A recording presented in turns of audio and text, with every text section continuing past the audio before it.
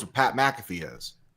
No one knows where he is. I thought they made an announcement about that, didn't they? They're not in NFL's not in season, so I don't know why he'd be missing the shows. I think Pat McAfee did a post about it, and he said that he's just taking time to like get back on track with his life. It seemed like he was like just mentally drained, from what I understood. So he's kind of just taking like. Well, I mean, it's possible. I mean, he has his show, the ESPN stuff, and then he's also traveling with WWE all the fucking time, and he has, I think, a toddler now. Yeah. But, so I mean, I get it, but fuck, bro. Y'all could put anybody else with fucking Michael Cole. I got to listen to Corey Graves' dumbass every fucking month. I can't. He's my least favorite commentator of all time. Okay, so I don't think we did predictions for Saturday night's main event, but we went over Saturday night's main event. Okay, so we at least reviewed it. Yeah. Yeah. All right, but man, I tell you what, like, hope McAfee's good. Hope he's back. I miss his energy, and I'm not looking forward to main event because I genuinely just don't want to hear Jesse make it all about him fucking self. If I'm being completely honest, as much as I hate this man, I would rather have Hulk Hogan show up. No. I literally said that. I literally said that when we went over. That's literally what I said. I didn't hear your ass, so. No, not recently, Tommy. When we went over the last Saturday night. No, they can fucking bury Hulk Hogan in the bottom of the fucking archives for all I'm concerned. He doesn't ever need to step out. Him and Brock Lesnar can forever stay away from WWE as far as I'm concerned. Now that is something we can. If there's anyone I feel bad for right now, it's Teddy. Oh yeah, his son passed away today. Teddy Long. Teddy Long. His son passed away. Did they say why died? though, or how? Oh wow. No. I couldn't find anything on that either. That sucks, man. Mm-hmm. I love Teddy. I watched his interview with Undertaker on the 6 Feet Under podcast that came out last year. Really good to watch if you haven't seen it, but Teddy had one of the better episodes. Fucking hilarious. You get some real insight with that episode. You'll go one is always with the Undertaker. So, Jay, my love on the comment says, what happened with Goldberg? I lost power. We just got power restored. Goldberg, we'll probably talk about it later, but pretty much Goldberg showed up. He tried to pretend that he could drive a Camaro SS. He Gunther tried to punch him. Goldberg countered with his own punch. Tried to spear Gunther, but Gunther rolled out of the ring. That's pretty much it. What up, bro? Did it make sense to me that he was going to try to spear Gunther while Gunther had a fucking giant title belt around his waist? That's what I said. You're just gonna hurt yourself. I was like, this is going to be fucking... another concussion. Gunther's going to retire before he even has his match. This is going to be Bret Hart wearing the metal plate all over again in WCW. Like, legit, he's just going to freaking... I'm like, you're going to throw your full force body into the midsection of a dude wearing a giant golden metal freaking, like, plated belt? You're going to fucking throw your shoulder out, bro. You're going to rip your rotator cuff off. What are you doing? Like, it's like banging your head into the lockers all over again. Just psych yourself up. Just throw caution to the wind. But I guess no one ever said Goldberg had brains, huh? That fucking belt is tight right around fucking Gunther, huh? And I don't know if you've ever held some of those more authentic belts, like the authentic ones. They're heavy as fuck. Oh yeah. Like they are thick. With the wrestling show that I've been going to every now and then, I've gotten to hold their title belts, and they are way heavier than the replicas. Yeah, only championship I've ever actually won pro wrestling was the tag team championship, and I held it for 3 weeks. The motherfuckers are heavy as shit. And I'm glad, unlike these guys, I didn't have to travel with the shit. These guys got to go through like TSA and put it in their luggage and shit. Got to pay extra because it's over 50 pounds. Like, fuck that shit, bro. I just left that shit at the warehouse. All right, you guys ready? Yep. What's up, everyone? Welcome back to the Snug Wrestling Podcast with me, your host. My name is Edgar, and the Snug crew is all here with me once again.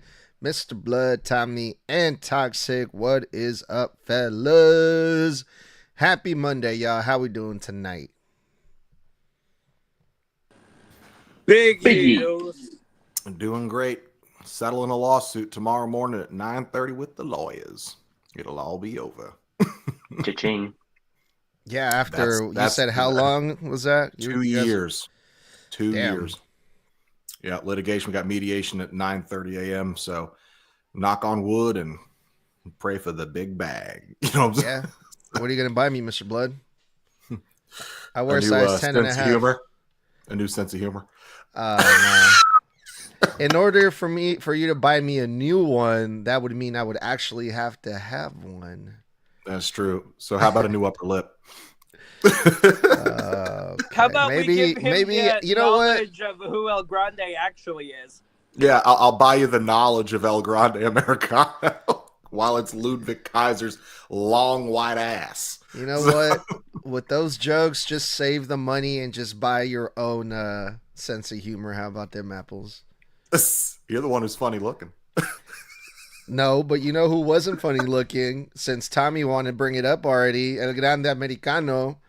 He look, El Grande, for all the people out there that are saying that he's a fraud. It's Ludwig Kaiser and Chad Gable. First it was Chad Gable, then Ludwig Kaiser. Look, literally El Grande Americano. Grande in Spanish means big. El Grande Americano got taller, so he's just living his gimmick. He is keeping kayfabe alive, people. That right there says that he is not a fraud, all right? Right. He's so, the greatest luchador of all time. Aside from Corey Graves' dumb Muppet mouth and have an ass, how do you explain just losing a tattoo in 7 days, even with removal?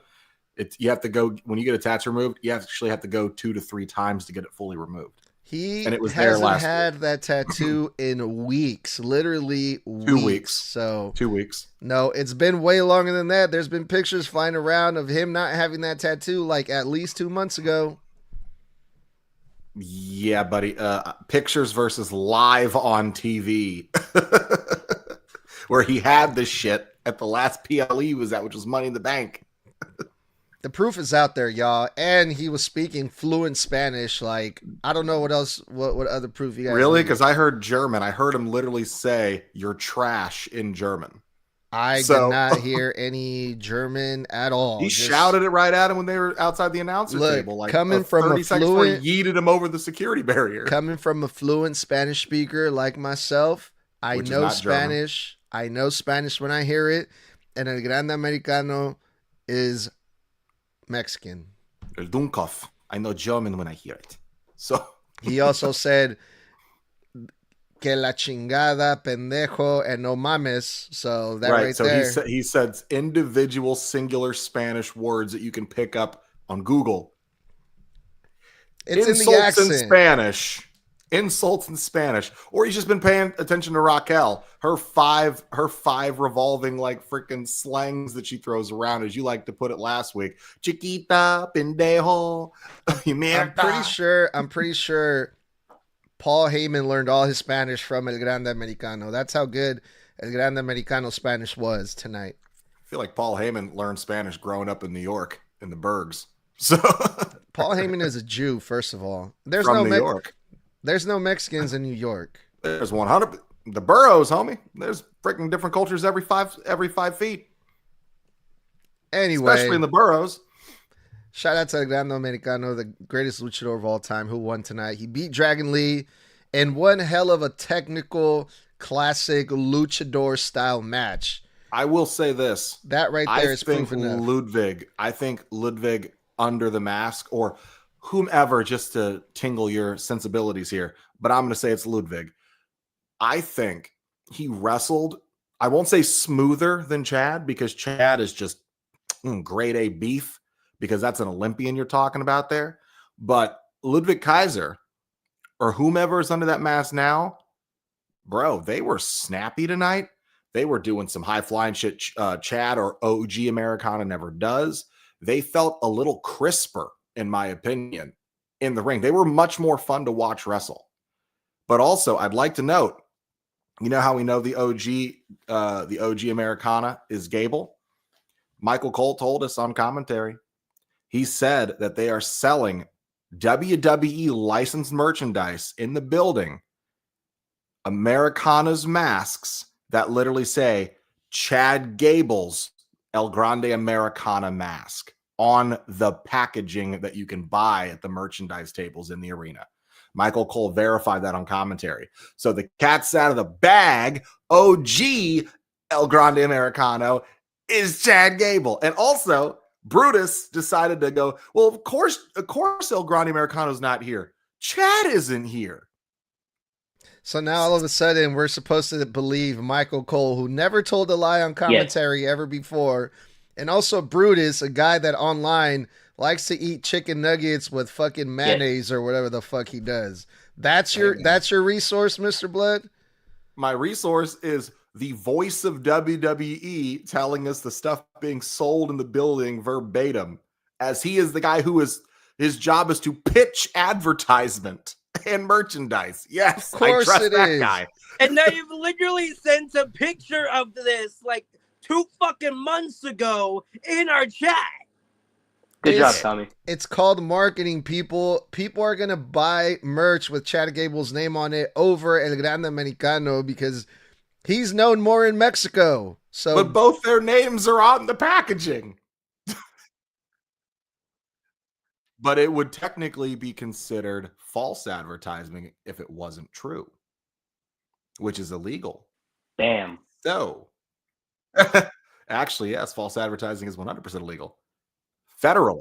Let's get back on track because then we're going to get marked for false advertisement because we're supposed to be going over Monday Night Raw from July 7th in Providence, Rhode Island. Fellas, are y'all ready to get into it? Yes. Biggie. Mr. Blood, I think they heard you when it comes to Seth Rollins and his faction. You were crying out loud about how we don't hear any promos from these guys. They're just standing in the background looking like some hired security for Seth Rollins. And this time, Seth Rollins stood back, didn't say anything. Really much of nothing except for welcome to Monday Night Rollins. That's about it. Braun Breaker, oddly enough, when Seth Rollins was asking for the mic via Roman Reigns style from Paul Heyman, Braun Breaker pulled a Jimmy Uso and snatched the mic from Paul Heyman's hand. And I've been hearing reports, I've been reading rumors here on the IWC that they're going to start planting some seeds for Braun Breaker to possibly turn on Seth Rollins already. So very interesting stuff here that we saw with Braun Breaker. He cut a promo on Sami Zayn. He made some promises. He's going to take out Sami Zayn. Bronson Reed got a chance on the mic as well. He cut a promo on Jey Uso. And then Paul Heyman cut a promo on Penta. Thoughts on the opening segment here, fellas? This is the segment that we should have had a week or two after this group formed. Because after they formed, what we needed was the first week where all of them are together, where Seth can establish why they are here, what they are doing, and Paul can reinforce that. The second week should have been they take it out of his hands and they start cutting their own promos to establish that they still have personality. They have a stake in this group, why they are here, something we needed almost 2 months ago at this point. And it's aggravating that we have to wait until we get all the way down the line here now to the point where, okay, now they're going to go ahead and give these guys a chance to actually say their piece. These guys, you can't sit there and tout the future if you have these guys playing security guards to the guy that you're really trying to make sure has the ball with the story in Seth Rollins. It doesn't make sense to stick Paul Heyman with these three guys if you are just going to have Paul Heyman put over how amazing Seth is. These guys are Braun Breaker, right? Great in NXT, great in the Intercontinental Championship reign, great on the roster, extremely popular with the fans. Bronson Reed, who has gotten his finisher over to the point where even if he's just crushing the ribs of a babyface, the fans want to see him do it more and more and more. And it's very hard to get a heel chanted to destroy a beloved babyface. Seth was beloved, and they kept chanting for Bronson Reed to keep hitting him with those 6 tsunamis over and over again. They begged him to keep doing it.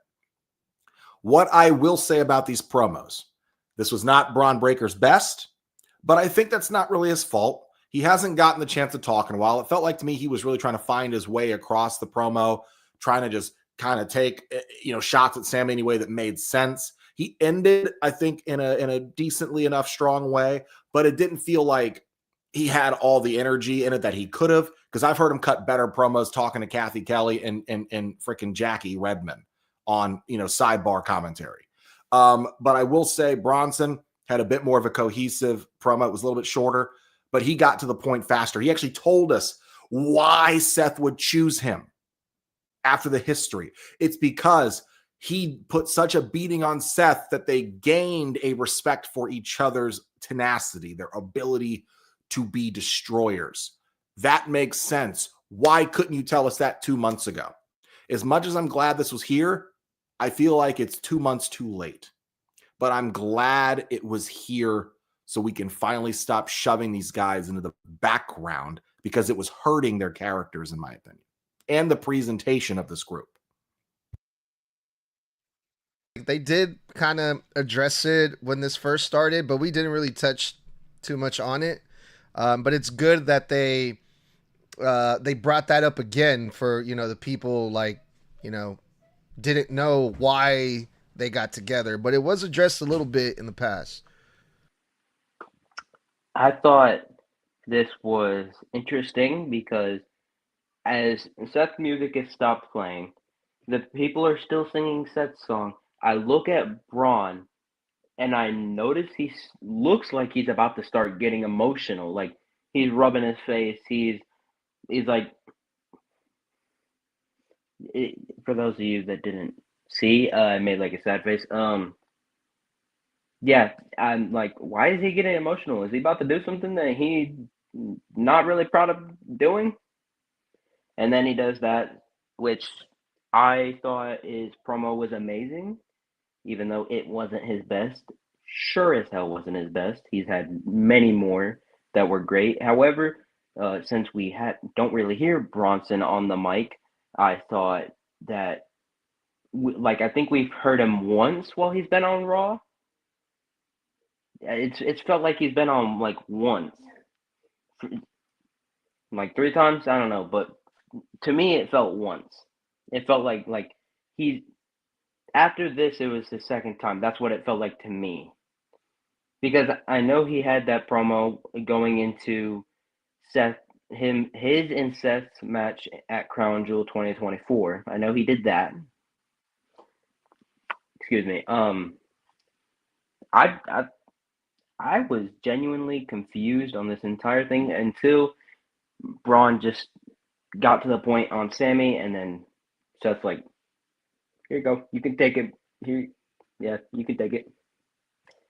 So it felt like that Seth was just trying to let them let it all out. Like they've been storing something that they want to let out. So I like this.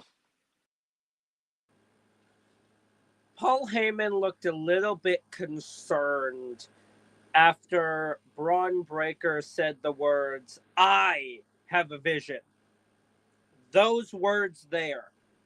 Sami looked back and forth, back from Braun, back to Seth, like 5 times. I'm like, oh boy, what the hell is this going to lead to eventually?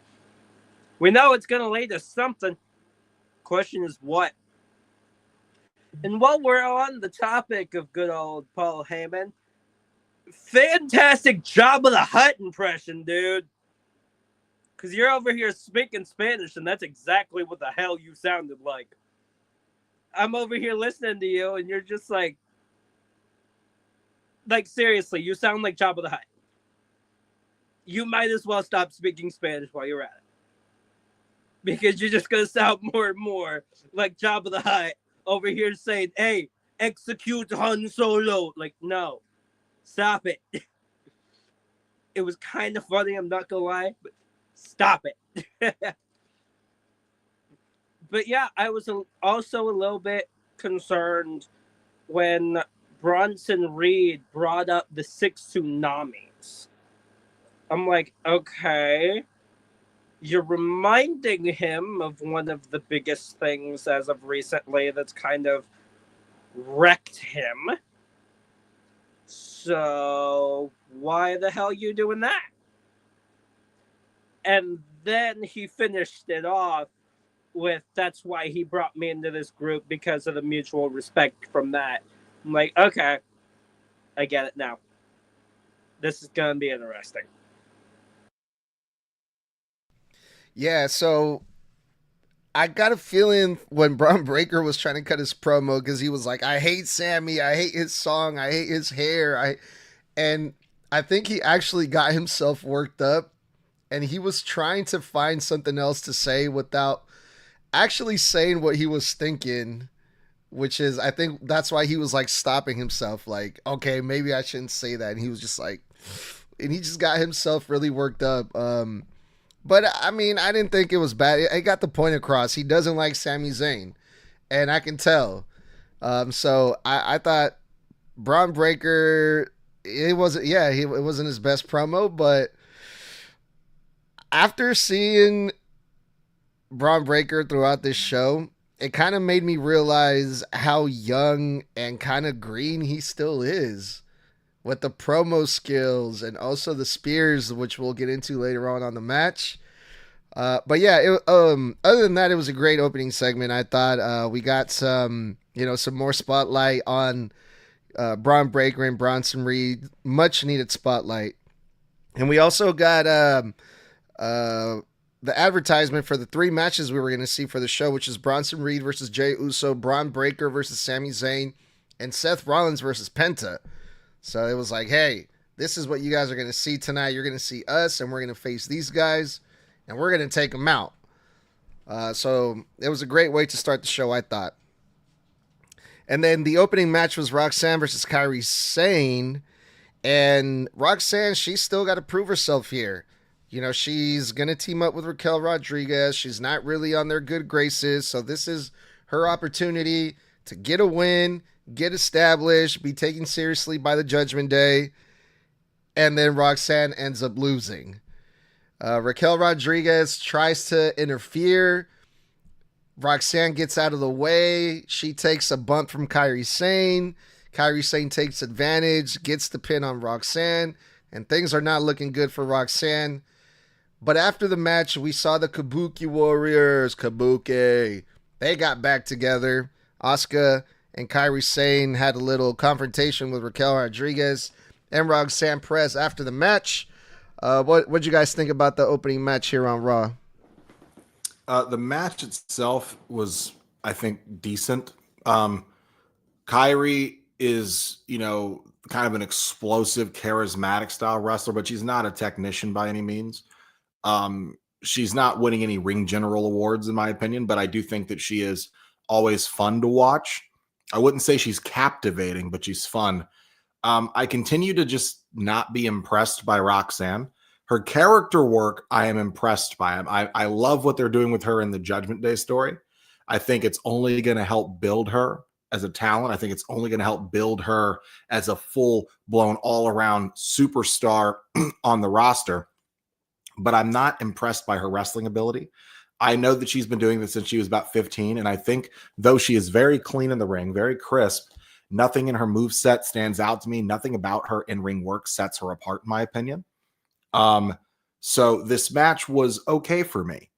I will say I am incredibly surprised Roxanne lost, because I genuinely thought that the story going into this, because my wife asked me when it started, who do you think is going to win? I said, honestly, I think it has to be Roxanne, because I feel like if they're trying to tell the story that she's reliable and she promised Raquel that she would, then Roxanne's got to win heading into them trying to defend these titles this weekend at Evolution. Well, turns out, oh shit, she lost. And now my wife's like, well, then what's the story if she lost? I said, well, the story's got to probably be she's going to redeem herself at Evolution with a retention. And she's going to be the reason they retain to fully win over Raquel. So I think that's the story they're going with. As for the aftermath of this match, the Kabuki Warriors reuniting, I'm going to be honest with you. It kind of pissed me off, because you just had Asuka a couple weeks ago tell Io right to her face, We're not in damage control anymore. Oh, so you're done with groups and teams. That's what I got from that. You want to be back on the singles run to get the world championship again. 2 weeks later, you're running out to save your old running buddy.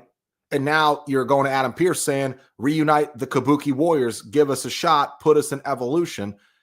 Oh, okay. So we dropped that. So what? Whenever you need Asuka to be singles, she'll be singles. But the moment you forget and don't have any other further plans for you to shove her back into a tag team, Kyrie was doing fine on her singles run. They just said tonight she's been undefeated since she came back. Okay. So why on earth are you throwing them back together again? Like, I know that your women's tag division is suffering, but don't sell us their singles runs like you've been doing and then throw them back together when you need more teams to compete. Make up your fucking mind, Triple H, Nick Khan. That's all I'm saying. I think Asuka is better off back on a singles run.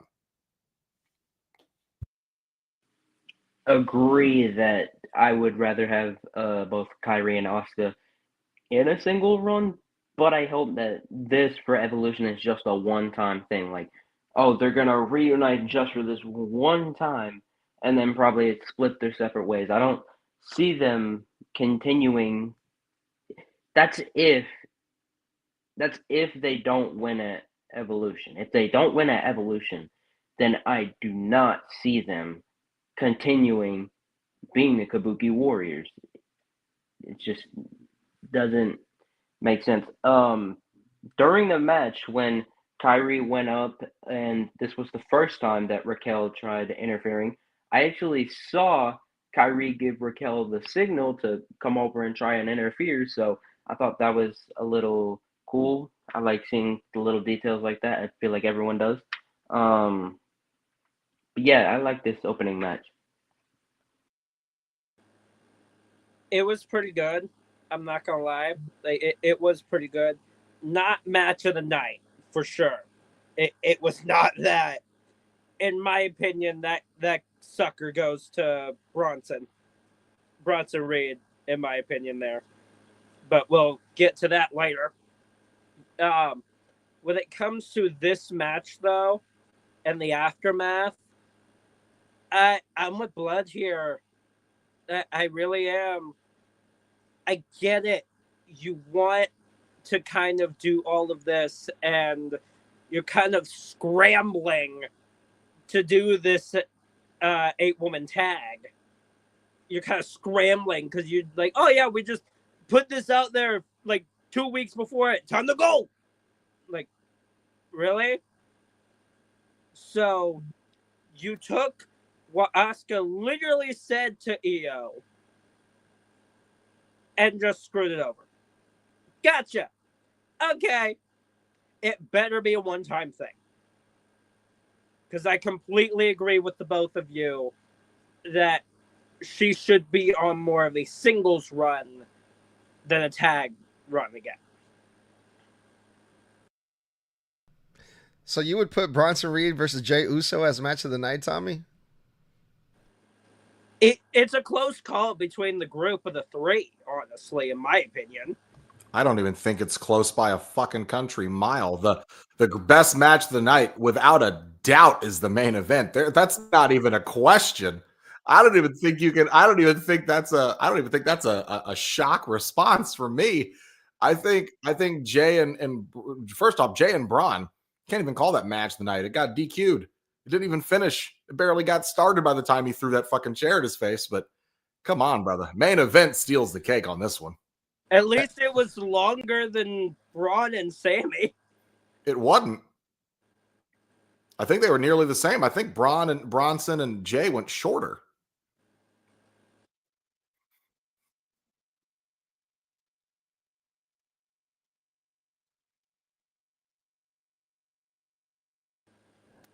Yes, I did, and I regret saying what I just said. Gab. I really do, because after rethinking about it, I completely agree with you guys on it. Oh, fucking Penta and Seth Rollins. This was like a match that I never knew I wanted to see, but I'm glad I did type thing, you know? But we'll get into it when we get into it. But yeah, I was actually pulling for Roxanne Perez on this one because of, her involvement with the Judgment Day. And plus, I'm not really a fan of Kairi Sane. So I'm like, if I had to choose between these two, Roxanne is the one that's being presented right now in like a bigger deal, I feel like. So I was hoping Roxanne was going to get the win, but she didn't. So I hope that, for the sake of the story, I hope that she does come through at Evolution, Roxanne. Cause yeah, I mean the Kabuki Warriors, Kabuki, yeah, I don't really care about that either. They've, All right, Sean. they've reunited them like 3 times, by the way. Like, Tried to make it into like this really big moment, and I mean for the most part the people got behind it because it's Asuka, but yeah, but it wasn't like, I mean, they weren't a big deal before Kyrie left several years ago, and then they were champions. But it's like, can you stop breaking glass in case of emergency everywhere on your roster? It feels like recently. all right, y'all. Sami Zayn versus Braun Breaker. Right before the match, Sami Zayn, first of all, he was already injured from last week. Karrion Kross attacked Sami Zayn backstage. Karrion Kross attacked Sami Zayn once again with a metal pipe on the injured ribs before his match with one of the toughest SOBs in the company, Braun Breaker. Poor Sami Zayn had a rough night tonight on Monday Night Raw. This match was no different. And at this point, I'm thinking, what is happening with Karrion Kross and his hate for Sami Zayn? Is he working with Paul Heyman?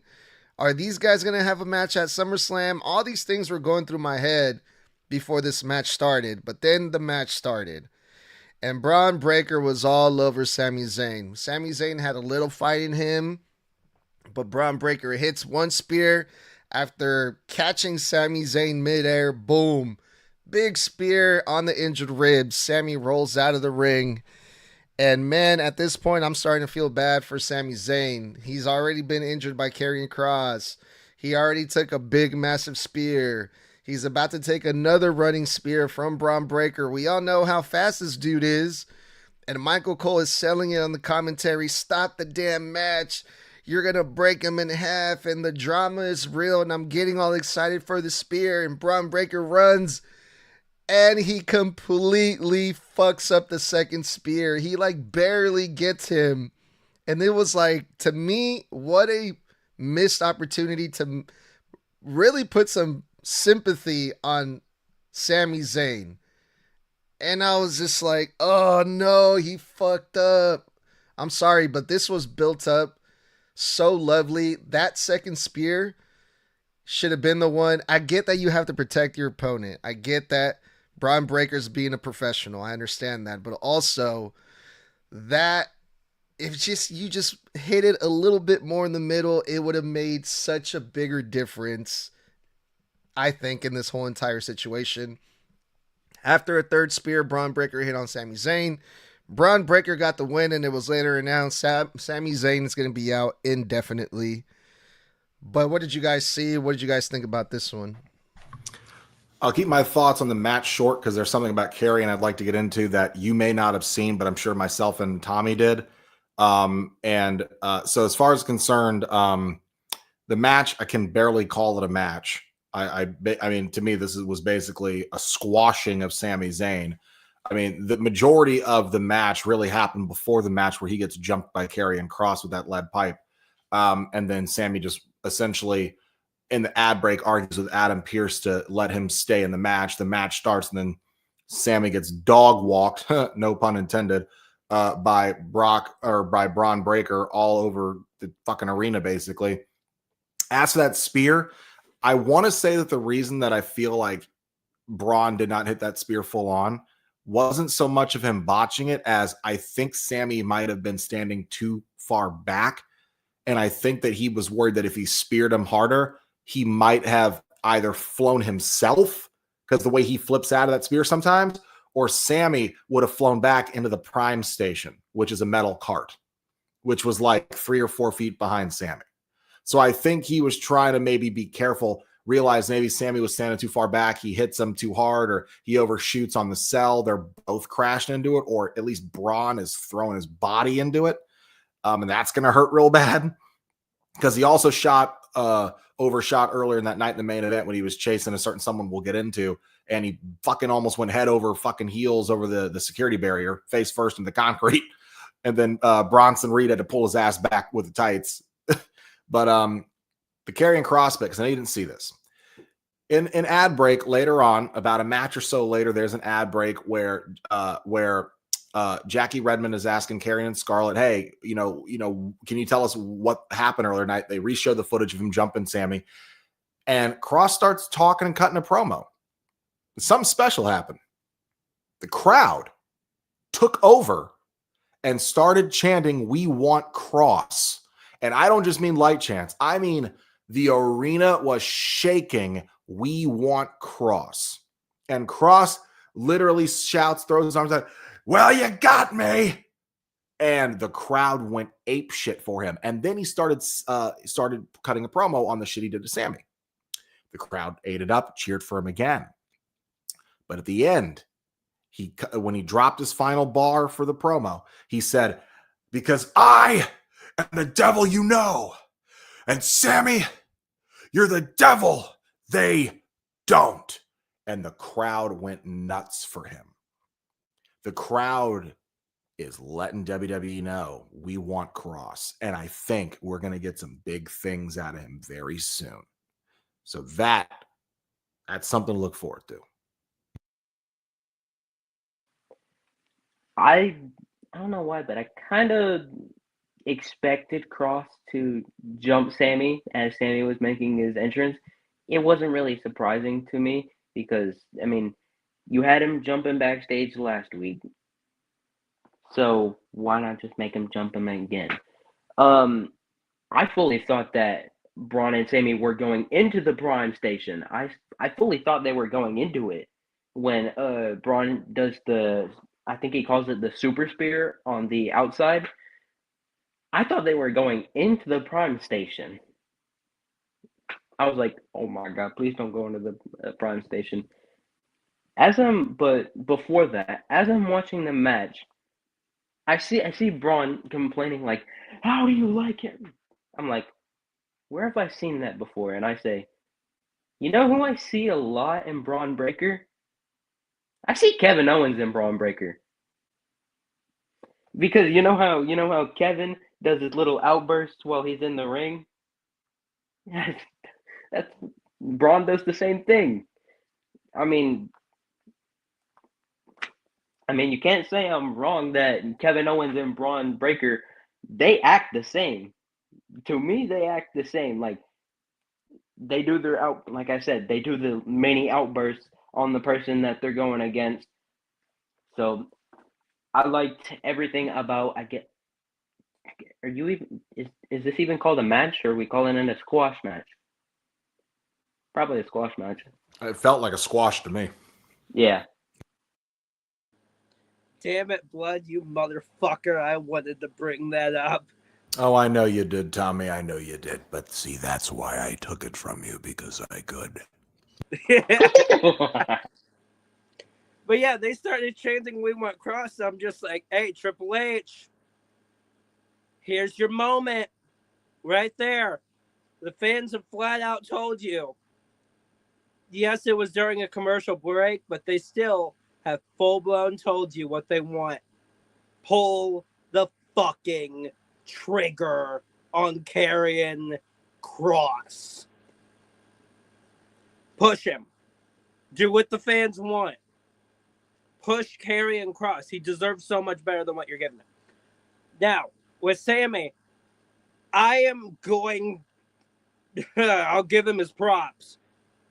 During the commercial break, right after the attack, you've got one of the officials leaning down to him going, "Hey, can you breathe, Sammy? Can you breathe? Can you breathe?"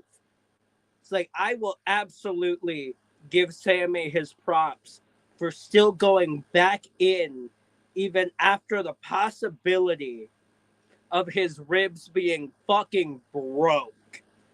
I will absolutely give him his props for that. because that is great. And I do agree with Michael Cole that someone needs to start saving Sammy from himself because of that. It's like he's risking his own health just to please the fans. And at that point, there's got to be a point where he just looks at it and just goes, I can't go out there. This match has to be called off. I just can't do this. That should have been the moment right after that pipe hit his ribs. Because he had multiple shots where Adam Pearce was like, hey, I want to call off this match. He's like, no. I felt this before. They're fine. Let's do it.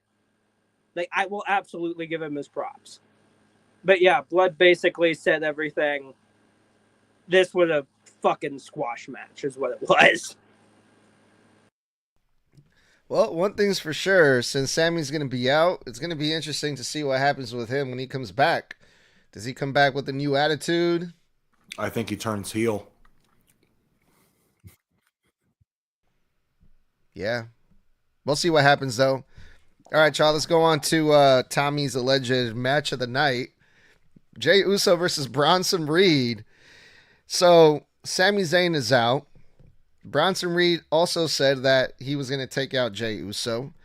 So, from the very beginning, this match wasn't even really a match because it got pretty crazy pretty quickly. They went out the ring. They cleared the table like literally like a minute after the match started. So I'm like, okay, so things are about to get wild like that. And it did. It ended in a disqualification, DQ. Bronson Reed threw I should say, launched one of the desk chairs at Jey Uso. The ref called off the match. Cause it's Jessica Carr, so she's always the only referee that actually does shit and calls it down the middle. And then Bronson Reed hits two big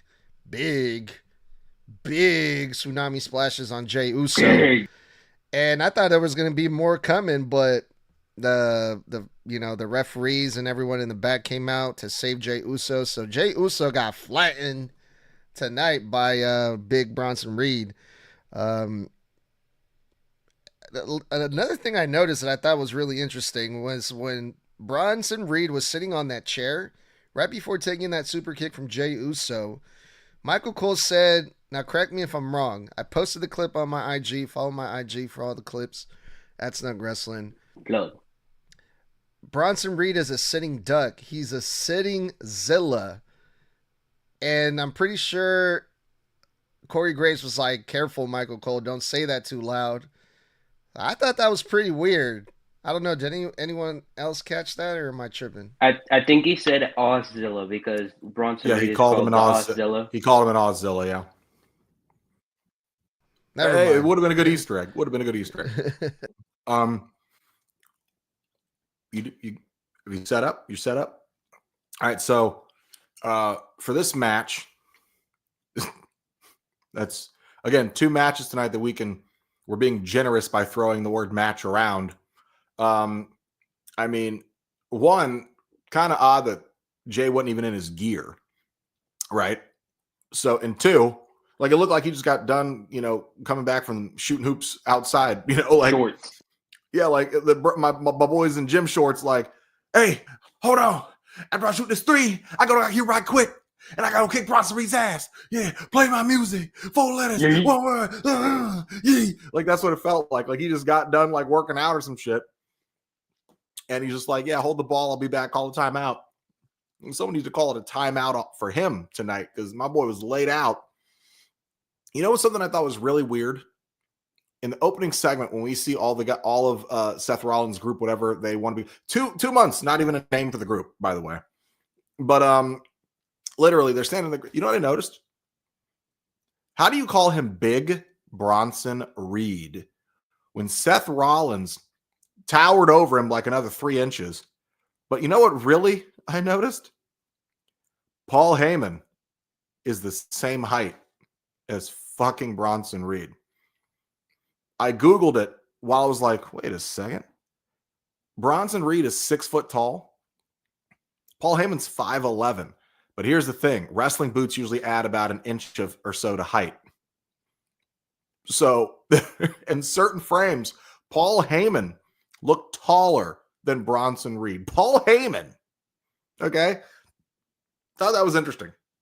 Aside from giving Jay Uso some free CTE courtesy of an office chair, I was like, okay, so are we going to get any match finished to, like, are we going to get a full-blown match tonight at all? Because so far we've had one, and this is number 3.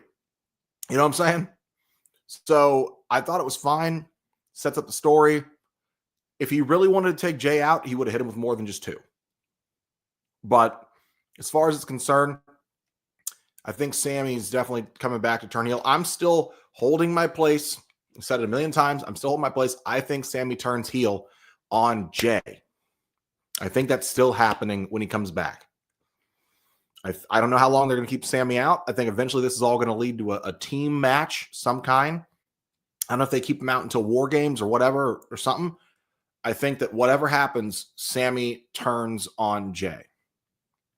So I just kind of sitting here wondering, where is CM Punk? You know what? That's a good question. Where is Punk? I mean, first you have Roman not showing up to work. Now you have Punk not showing up to work. I mean, are you just throwing Seth's biggest rivals? Are they just not showing up to work? Do they just not like work anymore? Anyways, yeah, Tommy, I don't know how this was match of the night for you. This was definitely not match of the night. Definitely not match of the night. This was Bronson getting his ass kicked and then thrown into a chair, kicked again, and then Jay getting jumped on. This was all that was. That was not a match whatsoever. Last match with a spear party. And then you have whatever I just said. And then the main event, which we'll actually get to later, was the only good match. You know what? I don't know why they didn't just have a 6-man tag. Just make a 6-man tag. Bronson, Seth, and Braun. Seth and Braun. And then you have Penta, Sammy, and Jay. I don't see why you didn't do a 6-man tag of having 2 squash matches and then an actual match. Well, no, the second match isn't even a squash match. It's a cake party and a jumping party. That's all that is. And the first match is a spear party. So, yeah. I like that Jay got a lot of offense in this. And also, what the fuck are you wearing, Jay? Now listen here, motherfuckers. Listen here. I went back on that shit. After rethinking about it, I went back on that shit. Shut up.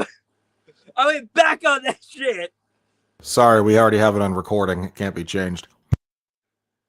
Yeah, but Gotcha. then I said after that after fully thinking about it, y'all are right. Fuck off.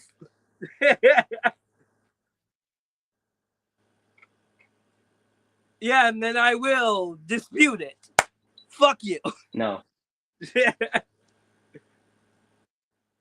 Okay, so the match itself. Y'all basically said everything about it. Y'all left me with like nothing. Pretty much. Yay. Fuck you, Toxic. What I will say is this. Right now, Blood, your answer is this. You asked how are they going to call him Big Bronson Reed when he's smaller than Seth? Your answer is, and this is coming from the heavy one of the group, wide. He's big. So he's squatty Bronson Reed. Yeah. He's portly Bronson Reed. He's fluffy. He Is ain't what big. he is. He's fluffy. Big is generous. Take it from a man of color.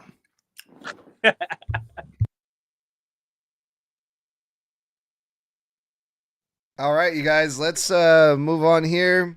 You know who did show up to work? It wasn't Punk, it wasn't Roman, but it was Goldberg, y'all. Goldberg showed up on Monday Night Raw. He got face to face with his challenger, the World Heavyweight Champion, Gunther, the guy he's going to face at Saturday night's main event. Surprisingly, I was not expecting Goldberg to get this much of a pop like he did. They even got some holy shit chants in there when they were standing face to face in the middle of the ring. And they got a little physicality in there too. Goldberg, he almost got punched by Gunther, but Goldberg countered it, gave his own punch to Gunther, and then Goldberg tried to hit Gunther with the spear, but it didn't really happen. Gunther was able to roll out of the ring, and the fans in Rhode Island seemed to be really, really happy to see Goldberg.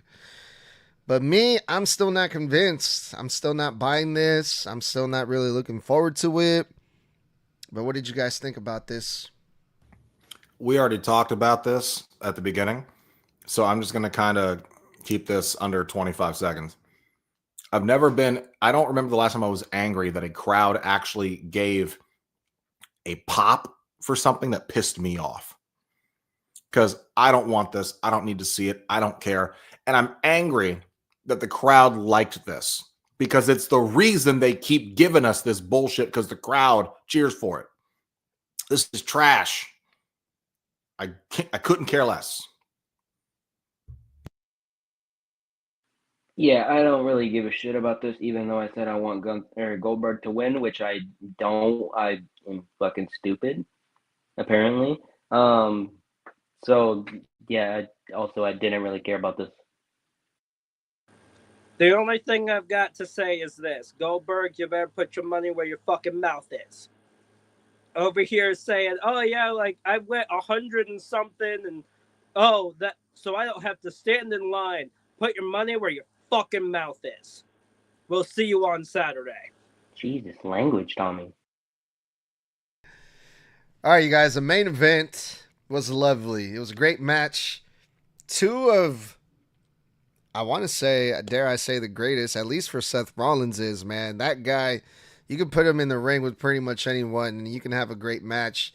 No matter how much I like to talk shit about his outfits or his laugh or his song, Seth Rollins, he can go in the ring, man. And he proved it once again tonight. He had a great match with Penta. This was a match I never thought I would ever see. But I'm glad I did. I mean, Penta's a veteran himself. Seth Rollins is a veteran.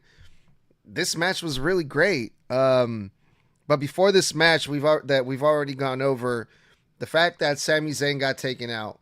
Jey Uso was flattened by Bronson Reed, so the only one left now was Penta. Is Penta going to be added to that list? I mean, he didn't really get taken out like Jey or like Sami Zayn, thanks to LA Knight, who showed up at the end and attacked Seth Rollins. But Penta did get pinned by Seth Rollins here.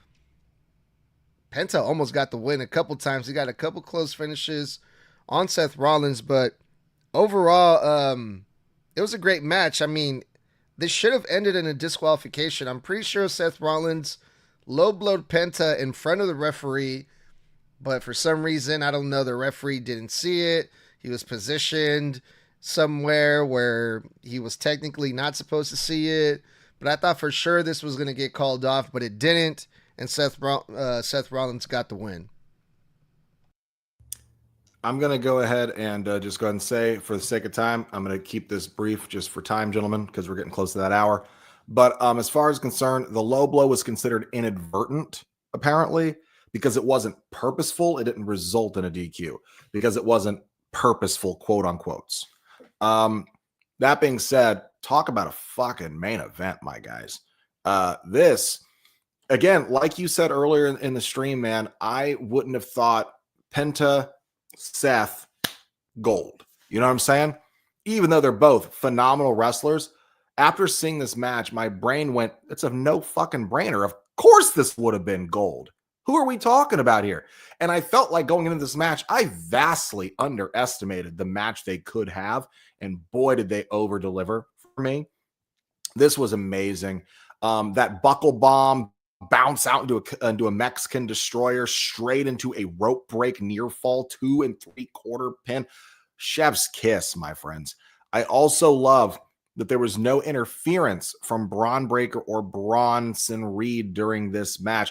I love that at the end of it, even though Seth fucking cheated, he still won this shit on his own. I like that there was no jump. We actually got a finish to this match. I thought it was great. LA Knight sneak attack because I thought it was going to be Punk when the crowd started going nuts. That nice freaking BFT. And just I think do I think that LA's winning this Saturday? Hell no. But I do think it's going to be a great match. But top marks to these two guys, because if you've ever had doubts about Penta, listeners, since he's debuted in January and you haven't been on board with him, I don't know how the hell you're not on board with him now. Yeah, how have you if you don't like Penta by what we're in July and he's debuted in January, how have you not? It's just weird. But yeah, Tommy, this was match of the night.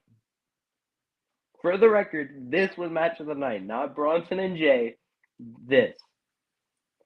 Everything in this match was clean.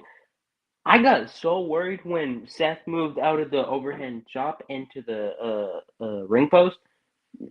I'm like, holy shit. But then I thought that he was going to be like holding on to the hand for the entire match and Seth is going to target the hand. But it turns out he was fine.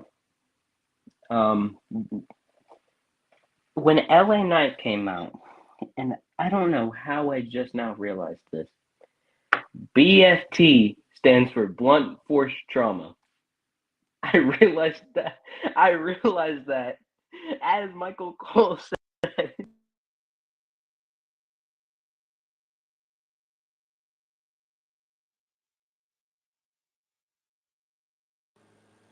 For the fourth damn time, I went back on that shit.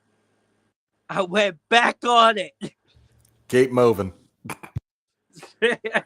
Sorry about that. Okay, but yeah, that's all my thoughts. And the cutout was stupid because my sister called me. All right. So, again, I will go back.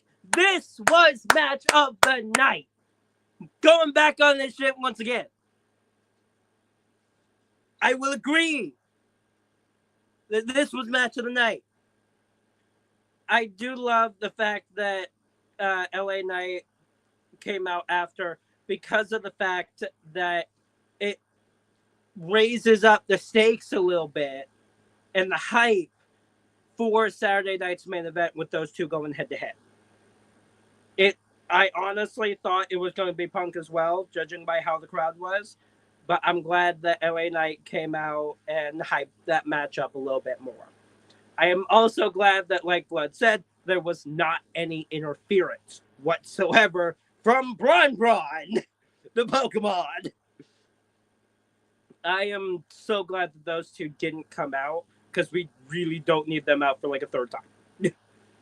Like, Seth really could handle this on his own. Because from the ref's perspective, it was more of a, was this purposeful? Or did Penta just pick him up the wrong way? That was overall what was going through the ref's head on that. Yeah, it looked like like he did it on purpose to me, but hey, whatever. I mean, the match was still great. I really enjoyed the main event.